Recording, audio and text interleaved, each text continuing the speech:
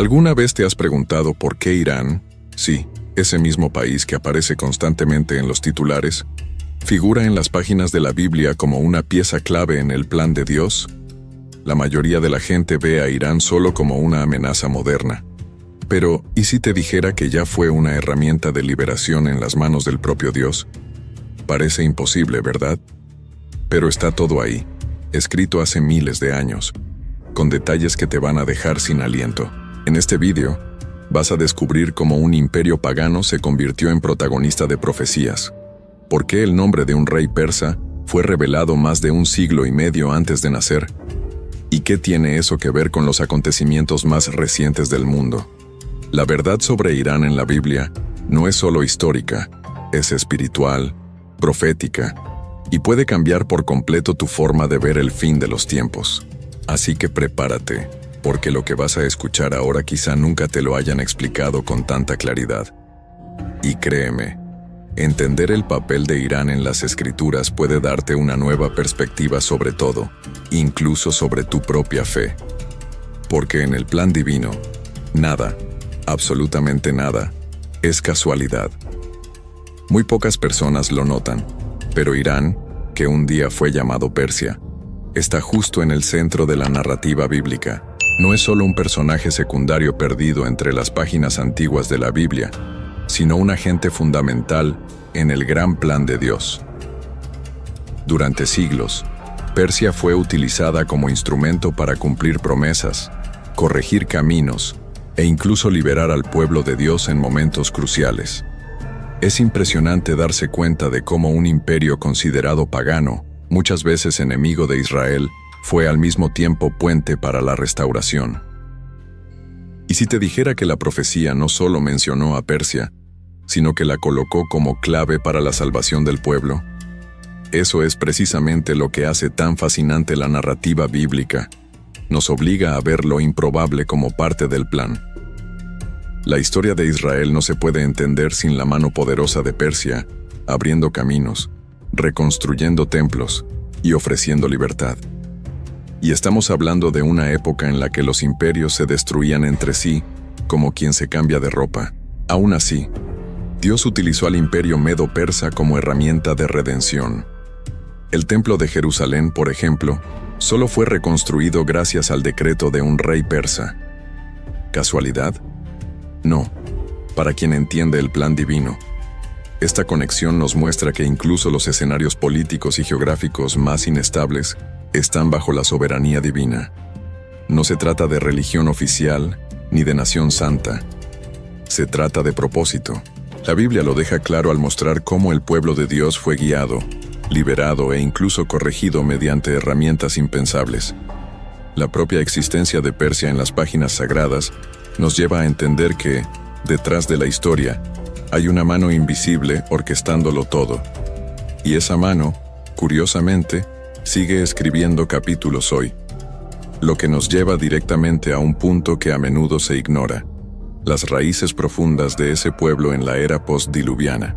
Cuando se observa la Biblia con atención, se descubre que el pueblo iraní tiene raíces que se remontan a los primeros capítulos de la humanidad después del diluvio. Según la genealogía presentada en el libro de Génesis, los iraníes son descendientes de Jafet, hijo de Noé.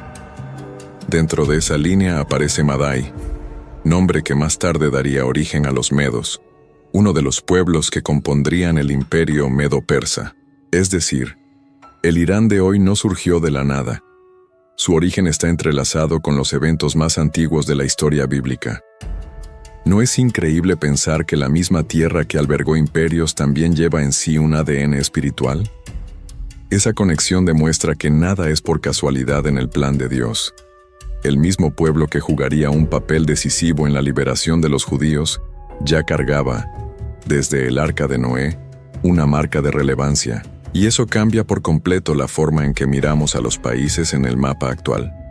Cuando alguien ve a Irán en las noticias, quizás solo piense en política, tensión, amenazas, pero cuando se mira a través del lente profético, se entiende que allí hay una historia milenaria de implicación con el pueblo de Dios. Y más aún, un papel asignado desde los tiempos de Génesis. Piénsalo.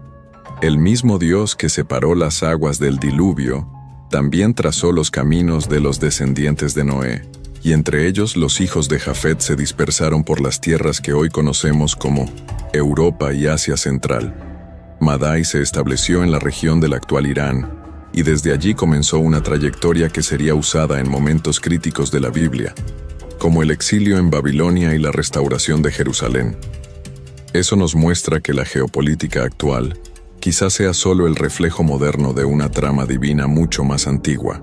Y si todo empezó con Madai, ¿qué más estará reservado para sus descendientes en el plan de Dios? Ciro, el Grande, es uno de esos nombres que la mayoría conoce por los libros de historia. Pero pocos saben que fue profetizado en la Biblia más de 150 años antes de su nacimiento. En el libro de Isaías, Dios lo llama por su nombre incluso antes de que naciera, diciendo que sería usado para liberar al pueblo de Israel del cautiverio en Babilonia. Es como si se tratara de un guión escrito con precisión quirúrgica, donde hasta el actor principal ya estaba asignado mucho antes de subir al escenario. Y lo más sorprendente, Ciro ni siquiera formaba parte de la alianza con el pueblo de Dios, pero aún así, fue instrumento directo de la soberanía divina. Lo que hace que esta historia sea aún más fascinante es lo que hizo Ciro. No solo derrotó a Babilonia, también firmó un decreto que permitió a los judíos regresar a Jerusalén y reconstruir el templo. Eso, para los estándares de la época, era casi impensable. Un imperio derrotar a otro y aún así liberar a los esclavos para reconstruir su templo, solo cuando hay un plan superior en acción. Y eso fue exactamente lo que ocurrió. Persia se convirtió, en las manos de Dios, en la clave para la restauración espiritual y física de Israel. Y no es curioso pensar que un hombre, considerado pagano, terminó cumpliendo una profecía bíblica con tanta exactitud. Hoy, cuando alguien duda del poder de la profecía, basta con mirar el ejemplo de Ciro. Él demuestra que el plan de Dios trasciende los muros de la religión y alcanza incluso a quienes ni imaginan estar siendo utilizados. En tiempos modernos, sería como ver a un líder mundial tomando una decisión que, sin saberlo, cumple un plan profético milenario. Eso nos enseña que la mano de Dios no necesita pedir permiso para actuar, simplemente actúa, con o sin etiquetas religiosas. Y esa acción continúa a lo largo de la Biblia, especialmente cuando miramos a otra figura inesperada, una reina que salvó a todo un pueblo con valentía y estrategia. Esther es ese tipo de personaje que parece salido de una película, huérfana, judía, llevada al palacio y coronada reina del mayor imperio de su época. Pero lo que parecía una coincidencia romántica era, en realidad, una estrategia celestial. En el punto más tenso contra los judíos, cuando un decreto malvado amenazaba con exterminar a todo el pueblo, fue ella quien se levantó. Sola, enfrentó el riesgo de muerte al entrar sin invitación en la presencia del rey Jerjes. ¿Y todo eso por qué? Porque comprendía que estaba allí, en ese lugar, para un tiempo como este. Y cuando se entiende el tiempo de Dios, hasta el miedo se arrodilla. El libro de Esther es uno de los retratos más impresionantes de la providencia divina.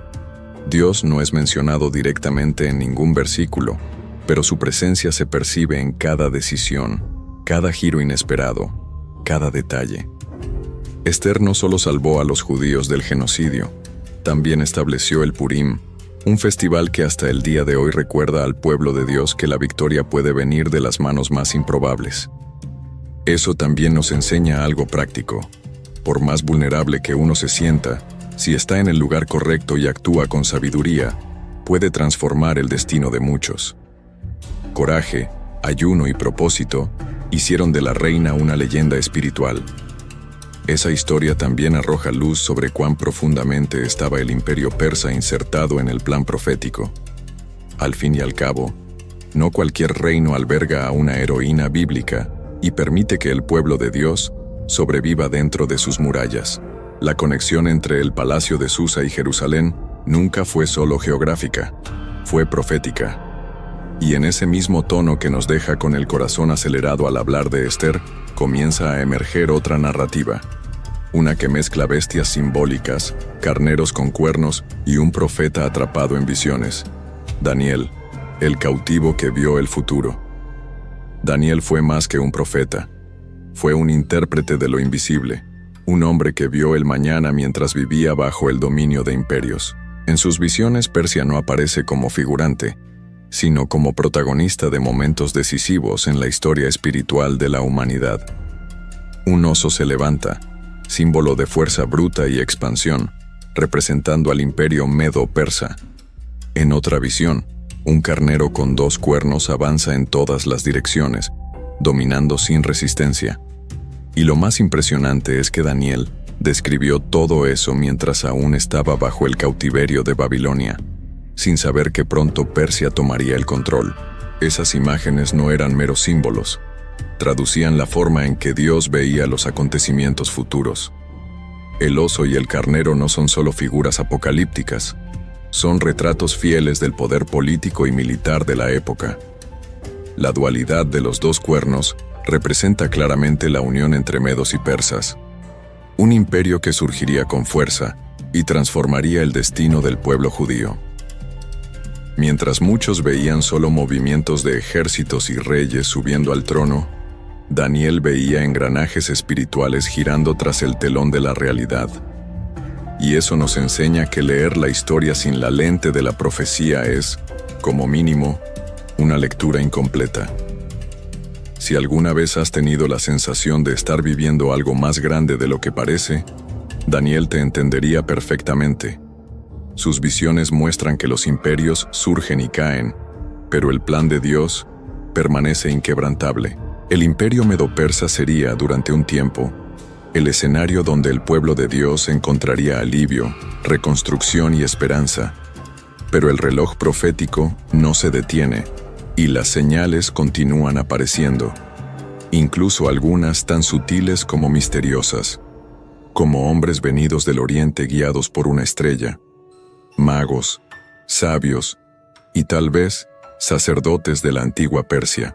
Cuando escuchamos hablar de los 3 reyes magos, la mayoría de nosotros imagina hombres ricos, vestidos con mantos bordados, siguiendo una estrella en el cielo. Pero lo que pocos saben es que esos magos, o sabios de Oriente, probablemente eran sacerdotes persas, posiblemente vinculados al zoroastrismo, una tradición religiosa profundamente arraigada en la antigua Persia. Eso significa que Irán, incluso siglos después del fin del imperio medo-persa, seguía desempeñando un papel espiritual activo en la narrativa bíblica. Y más aún, esos hombres no eran simples curiosos, estudiaban señales, profecías y constelaciones, y reconocieron el nacimiento del Mesías mucho antes que muchos en Israel. Es fascinante pensar que, mientras los religiosos locales ignoraban la llegada del Salvador, hombres de una cultura completamente distinta viajaron kilómetros por desiertos y oscuridad solo para adorarlo. Llevaron oro, incienso y mirra, regalos que además de valiosos, tenían un profundo significado espiritual. El oro representaba realeza, el incienso, divinidad, y la mirra, sacrificio. Es decir, sabían exactamente delante de quién estaban. Esa escena nos enseña algo poderoso. Quien busca con sinceridad, encuentra. Y a veces quien está fuera de la religión oficial entiende mejor las señales del cielo que quien vive dentro del templo. La presencia de los magos en el pesebre también nos muestra que Persia nunca dejó de estar conectada con el pueblo de Dios. Fueron, en cierto modo, la continuación de una línea invisible que unía al antiguo imperio con la nueva alianza que se inauguraba con el nacimiento de Jesús. Es como si la Biblia susurrara que incluso entre líneas, la profecía sigue viva y activa. Y esa conexión no termina ahí, porque los mismos territorios que un día enviaron regalos al Mesías están proféticamente involucrados en las visiones sobre los últimos días. En el libro de Ezequiel, capítulo 38, hay una profecía que aún hoy provoca escalofríos y debates entre estudiosos: la guerra de Gog y Magog. ¿Y adivina quién aparece en la lista de aliados de Gog? Persia. Sí, el mismo imperio que liberó a los judíos y reconoció el templo de Jerusalén en el pasado, ahora reaparece como parte de una coalición que se levanta contra Israel en los tiempos del fin.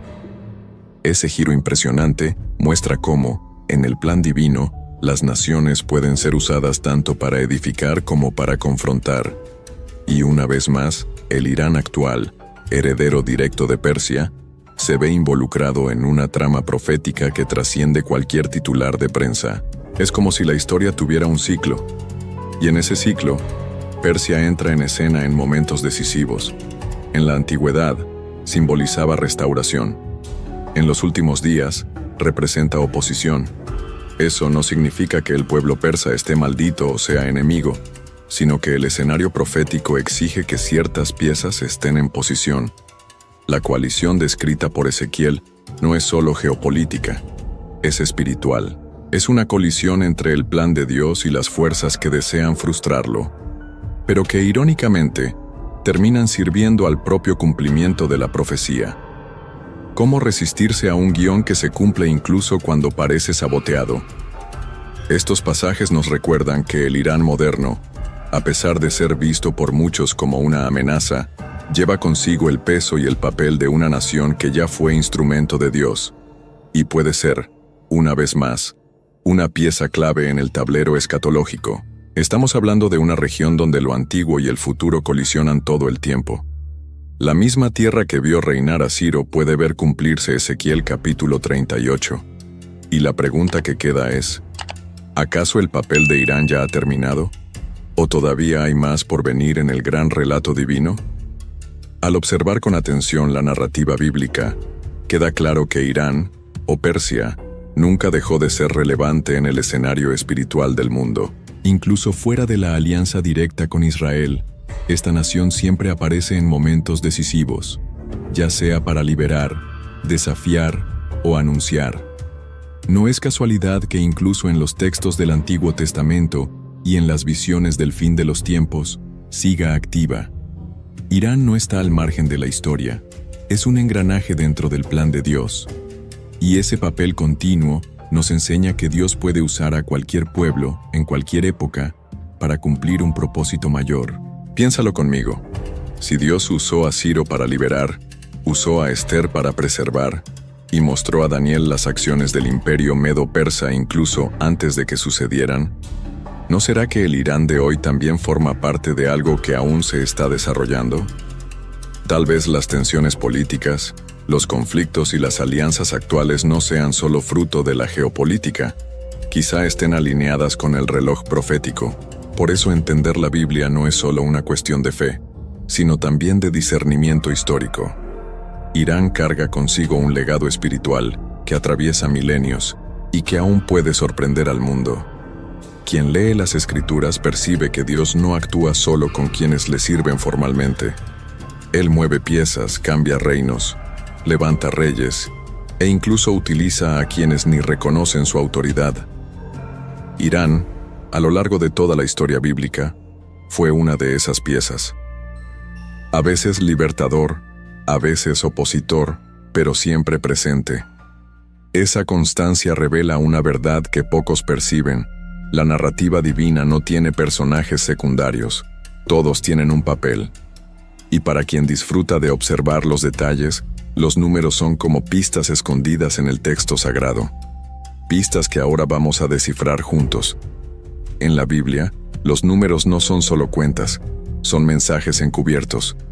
Y cuando hablamos de Persia, esos números se vuelven aún más reveladores.